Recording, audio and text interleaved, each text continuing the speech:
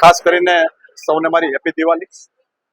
અમારી પ્રણાલિકા મુજબ અમારા વડીલો સાથે નવા વર્ષમાં દિવાળીના દિવસોની અંદર જિલ્લા ભાજપ પ્રમુખ સાંસદ તમામ ટીમ બધા વડીલોને મળતા હોય છે। એ જ પ્રકારે આજે અમારા પૂર્વ કેબિનેટ મંત્રી આદરણીય દિલીપભાઈ સંઘાણી ઘરે દિવાળીની શુભેચ્છા મુલાકાત લીધી।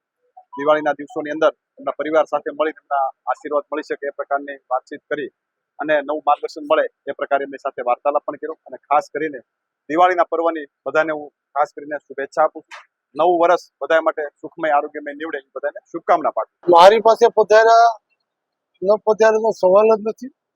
રાજકારણમાં રાજકીય દ્રષ્ટિકોણો અન્ય પક્ષોમાં જોવા મળે છે।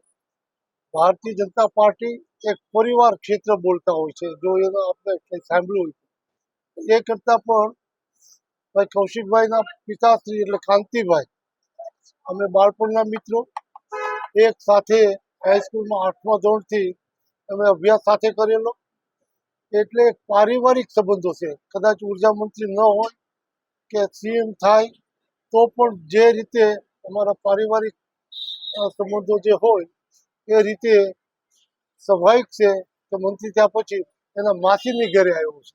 અને હું પણ આજે રૂપાલા સાહેબને બંને એમના મમ્મીને મળીને કૌશિકભાઈને અભિનંદન કાલે આપી દીધા હતા, પણ એમના મમ્મીને મળીને એમના ઘેર જઈને મેં અને રૂપાલા સાહેબે એમને પણ અભિનંદન આપ્યા।